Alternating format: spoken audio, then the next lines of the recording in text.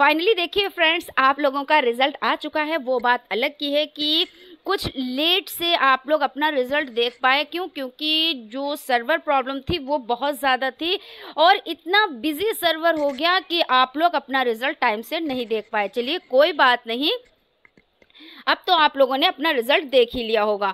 और परसेंटेज निकालना, क्योंकि भाई रिजल्ट देखा उसके बाद हमें परसेंटेज निकालना है, तो परसेंटेज कैसे निकालें इस पे भी हमने वीडियो बना दी थी। अब कुछ लोगों को कन्फ्यूज़न है, तो कन्फ्यूज़न बिल्कुल भी नहीं होनी चाहिए। देखिए यहाँ पे जो राइट हैंड होता है ना, राइट हैंड की तरफ से सेकेंड लाइन के आपको नंबर्स ले लेने हैं और आपको फोर्थ जो लाइन हो जाती है उसके नंबर्स ले लेने हैं। इधर ये जो रेड लाइन्स है इधर ये इसको कट कर देना है। आपका देखिए डीएलएड फर्स्ट सेमेस्टर हो, डीएलएड सेकेंड सेमेस्टर हो, डीएलएड थर्ड सेमेस्टर हो, डीएलएड फोर्थ सेमेस्टर हो, आपको परसेंटेज वैसे ही निकालनी है कि आपको जितने सब्जेक्ट हों, ठीक है, उतने सब्जेक्ट जितने सब्जेक्ट हैं, मान लीजिए 8 है सब्जेक्ट, 7 है सब्जेक्ट, जितने भी सब्जेक्ट हैं उन सब्जेक्ट के नंबर्स को ले ले। यानी 8, तो 8 सब्जेक्ट हैं तो 8 नंबर आपने ले लिया। और देखिए सिंपल से तरीके से आप यहाँ पे 8 कर लेंगे और मान लीजिए आपको टोटल नंबर मिले 700, ठीक है। तो अब आप इसको काट देंगे और इसका क्या करेंगे, आपको भाग करना तो आता है, सिंपल विधि से आप भाग कर लेंगे और आप अपना परसेंटेज निकाल लेंगे, ठीक है ना। तो इसमें तो कोई कंफ्यूजन होनी ही नहीं चाहिए।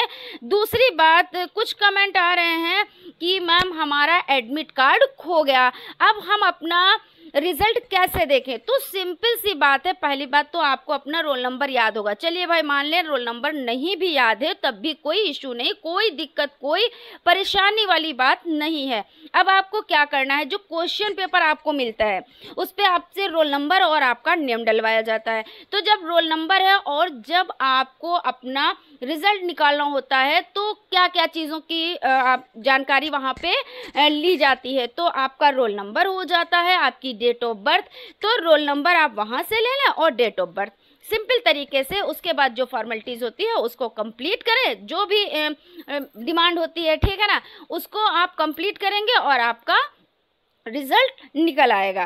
ठीक, यहाँ तक तो बात हो गई। अब क्या करें हम कि कुछ कमेंट्स आ रहे हैं। यहाँ पर कहा गया है कि डीएलएड चौथे सेमेस्टर की परीक्षा में आधे से अधिक प्रशिक्षु फेल, यानी बहुत तादाद में बच्चे फेल हुए हैं। अफरा तफरी मच गई है कि इतने लोग कैसे फेल हो सकते हैं, है ना। तो टेंशन वाली कोई बात नहीं, अब तो जो होना था सो हो गया है। अब आपको क्या करना है, फूक फूक के कदम रखने हैं। जो गलती आपने पहले की वो गलती अब आपको नहीं करनी है और एक गलती तो बिल्कुल भी नहीं करनी है। अब जो लोग फेल हो गए उनको बहुत सारे ऐसे लोग मिलेंगे कि वो कहेंगे ठीक है, अगर एक सब्जेक्ट में फेल हो हमें इतने पैसे दे दो, हम आपको पास करा देंगे। तो आप ज़रा उनसे ये मालूम कर लीजिएगा कि आपकी वहाँ तक पहुँच है भी। किसी की वहाँ तक अगर पहुँच ही हो या इस तरीके से ही चीज़ें हो जाएं तो लोग मेहनत ही क्यों करें, पढ़ाई ही क्यों ना करें। क्योंकि बहुत सारे लोग अगर कम पैसे वाले लोग हैं तो ज़्यादा भी पैसे वाले लोग हैं, है ना।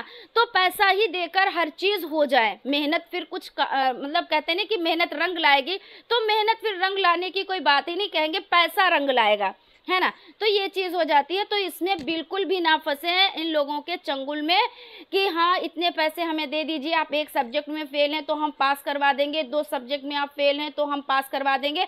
और ऐसी बातें आपको एग्ज़ाम से पहले भी सुनने को मिलती हैं कि कुछ लोग कहते हैं एग्ज़ाम होने वाले हैं, आपको जो सब्जेक्ट टफ पड़ता है तो हम आपको क्या करेंगे, पास करवा देंगे। और अभी भी ऐसे लोग आपको मिल जाएंगे। तो बिल्कुल भी आप लोग सावधान रहें, ऐसे लोगों के चक्कर में बिल्कुल भी ना पड़े, ठीक है। अब यहाँ पे हम बात करने वाले हैं, किस चीज़ की बात करने वाले हैं, क्योंकि कमेंट्स आ रहे हैं कि मैम हम कैसे पता करें कि कितने सब्जेक्ट में हम फेल हैं, हम कैसे जाने। तो भाई कोई दिक्कत, कोई परेशानी वाली बात नहीं है। हम यहाँ पे सादा पेज ले लेते हैं और आप लोगों से यहाँ पे इसके बारे में भी डिस्कस कर लेते हैं। ठीक, चलिए डियर फ्रेंड्स, कुछ और चीज़ों पर डिस्कस कर लेते हैं।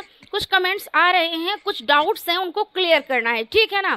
तो जो कमेंट्स आ रहे हैं तो उसमें ये चीज़ें हैं कि अगर 2 सब्जेक्ट में बैक लग गई तो क्या करेंगे, या 3 सब्जेक्ट में बैक लग जाने पर क्या होता है, कितने सब्जेक्ट में यानी कितने सब्जेक्ट में बैक लगा है कैसे पता करें, तो इन सभी चीज़ों पर और डिस्कस कर लेते हैं, ठीक है ना। तो सबसे पहले हम बात यहाँ पर करते हैं कि अगर एक सब्जेक्ट में बैक लगता है तो अगर एक सब्जेक्ट में बैक लगता है तो आपकी मार्कशीट पे क्या होगा, आपकी मार्कशीट पे लिखा होगा फेल, ठीक है। भले एक नंबर से, एक सब्जेक्ट में एक नंबर भी कम है तब भी मार्कशीट पे फेल लिखा होगा, पास नहीं लिखा होगा। अगर एक भी नंबर कम नहीं है, जैसे कि 25 नंबर में से 12 नंबर और 50 में से 25 नंबर अगर हर सब्जेक्ट में इस तरह से मिले हुए हैं तो आप पास हैं, ठीक है। उसी तरह से अगर 2 सब्जेक्ट में बैक लग जाता है तो क्या होता है, तो वही होता है कि अगर 2 सब्जेक्ट में बैक लगता है तो आपका सेमेस्टर चेंज होता है। जैसा कि एक सब्जेक्ट में क्या होता है कि एक सब्जेक्ट में अगर बैक लगा या 2 सब्जेक्ट में बैक लगा है तो क्या होता है, तो होता है ये कि सेमेस्टर आपका हो जाता है चेंज। क्या हो जाता है, आपका हो जाता है चेंज, ठीक है। और आपको क्या करना होता है, अगले सेमेस्टर की भी तैयारी करनी होती है, प्लस आपके जो बैक लगे हुए हैं यानी जो सब्जेक्ट में बैक लगी हुई है उसकी भी तैयारी करनी होती है। और आपको ये पता होगा कि जब एग्ज़ाम होते हैं तो उससे पहले, जैसे आपका जो बैक लगी है तो उसके पहले करवा लिए जाते हैं, या हिसाब से अपने एक शेड्यूल से होते हैं, इसमें भी कोई दिक्कत वाली बात नहीं है। आप टेंशन बिल्कुल भी मत लीजिएगा कि हम अगले सेमेस्टर की तैयारी करेंगे, उसके एग्ज़ाम देंगे तो ये एग्ज़ाम कब होंगे, हर एक चीज़ की खबर आपको मिलती रहती है। इसीलिए तो कहते हैं कि आप लोग चैनल को सब्सक्राइब कर लें, हर एक अपडेट आपको मिलती रहती है, ठीक है। तो क्या है, अगर एक सब्जेक्ट में अगर आपकी बैक लग गई है तो यहाँ पे आपका हो जाएगा कि सेमेस्टर आपका चेंज होगा, आपको अगला सेमेस्टर मिलेगा, उसी की आपको पढ़ाई करनी है, प्लस इस सब्जेक्ट की भी आपको क्या करनी है, तैयारी करनी है। उसके बाद 2 सब्जेक्ट में अगर ऐसा होता है, वैसे तो मैं ये कहती हूँ किसी की भी बैक ना लगी हो, लेकिन सच्चाई को तो हम नहीं छिपा सकते कि 1 लाख से ज़्यादा प्रशिक्षु फेल हुए हैं, तो उनके लिए ये चीज़ें हम बता रहे हैं। जो लोग पास हुए हैं बहुत अच्छी बात है, बाकी हर एक चीज़ की जानकारी देना हमारा कर्तव्य है। तो यहाँ पे आपका हो जाता है कि 2 सब्जेक्ट में भी अगर ऐसा कुछ होता है तब भी आपका क्या, सेमेस्टर तो चेंज हो जाता है, लेकिन आपको 2 सब्जेक्ट की तैयारी करनी होती है, प्लस आपके अपने सेमेस्टर की भी तैयारी करनी होती है, यानी डबल तैयारी करनी होती है। उसके बाद यहाँ पे हम इसको देखिए इरेज कर देते हैं। उसके बाद क्या होता है, अगर 3 सब्जेक्ट में क्या होता है, बैक लग गई, क्या हो गया, अगर 3 सब्जेक्ट में बैक लगी है तो आपका सेमेस्टर क्या होगा, तो आपका सेमेस्टर चेंज नहीं होगा, आपको उसी सेमेस्टर में पढ़ना रहेगा। यानी अगर आप सेकेंड सेमेस्टर में हैं तो सेकेंड सेमेस्टर में ही आप रह गए, और अगर 4th सेमेस्टर में ऐसा हुआ है तो 4th सेमेस्टर में ही आप रह गए, ठीक है। अब यहाँ पे सेमेस्टर चेंज नहीं होगा।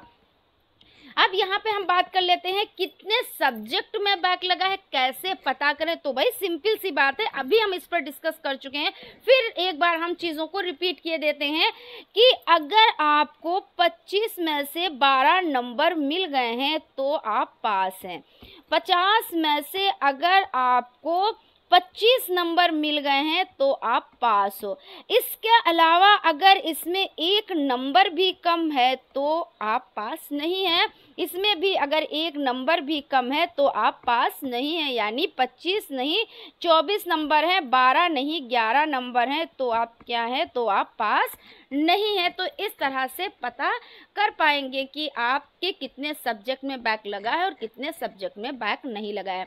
ये वीडियो हम आप लोगों के लिए ख़ास तौर से लाए हैं, उन लोगों के लिए जो बहुत ज़्यादा कमेंट कर रहे थे कि मैम कैसे कि हम समझे, या एक सब्जेक्ट में कैसे हम पता करें कि बैक लगा है या नहीं, या 2 सब्जेक्ट में लगा है या 3 सब्जेक्ट में बैक लग गया है तो हमको क्या करना रहेगा। तो उन लोगों के लिए ख़ास तौर से ये वीडियो बनाई गई है। तो फिर मिलते हैं हम अगली क्लास में, तब तक आप लोग अपना ख्याल रखें और स्टडी के लिए आप लोग तैयार हो जाएं। Thank you.